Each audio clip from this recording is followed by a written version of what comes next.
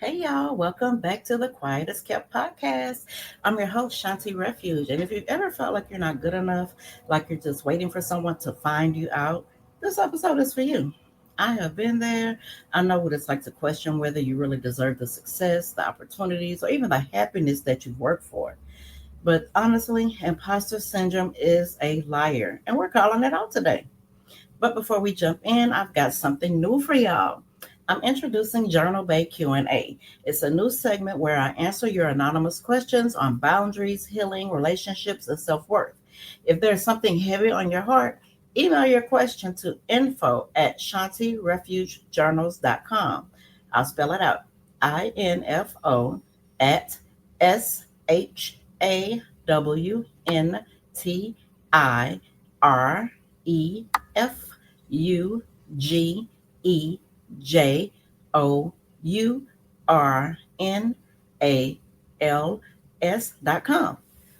And I'll answer it in an upcoming episode.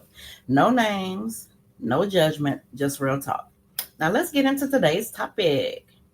Have you ever accomplished something amazing, but instead of celebrating, you feel like a fraud?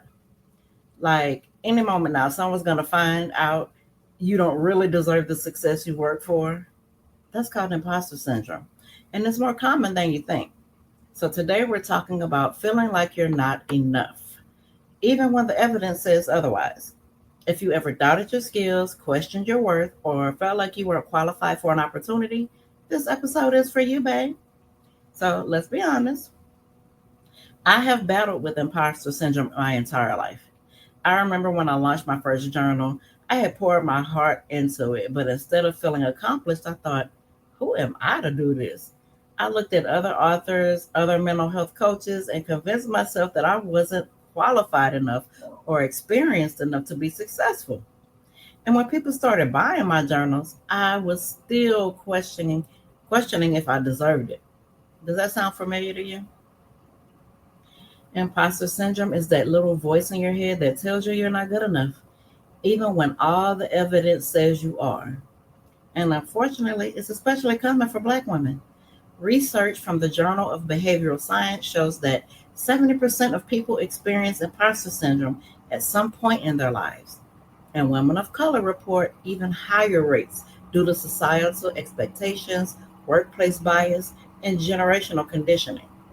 Y'all know what that is. So let me tell you why this happens. We're taught to be humble. Many of us grew up hearing, don't get too big headed. So even when we achieve success, we downplay it. I know I've been guilty of that. We don't see enough people who look like us in positions of power. Representation matters. And when we don't see Black women in leadership, we start questioning if we belong there. Perfectionism makes us feel like we have to be 100% ready before we deserve something. Spoiler alert, you will never feel 100% ready. Growth happens in the doing. Okay, so how do we fight back? First, you have to acknowledge the voice, but don't believe it. Just because your brain says something doesn't make it true. Keep a receipts folder. The same way you be screenshotting people messages and posts, do that for yourself to show yourself receipts. Save every compliment, every testimonial, or achievement as proof that you are capable, because you are. Rewrite your narrative. Instead of I don't belong here, try saying I worked for this and I deserve to be here. Because if you did the work, you do deserve to be there, right? And you already know journaling helps with this. In Quiet as Kept, I talk about how writing down my fears, insecurities, and accomplishments helped me shift my mindset. Journaling forced me to see that the negative thoughts in my head weren't facts. So here are your journaling prompts. What's one major achievement I've had that I don't fully give myself credit for? The next one, where did my fear of not being enough come from? Number 3, what would I say to my best friend if they were doubting themselves the way I doubt myself? Imposter syndrome is a liar. You are enough. You do deserve success. You are qualified. The work you're doing, whether it's in your career, your healing, or your personal growth, is real. And you belong in every space you step into, honey. If this episode spoke to you, share it with someone who needs a reminder. And don't forget to check out Quiet as Kept for more journaling exercises and self reflection prompts.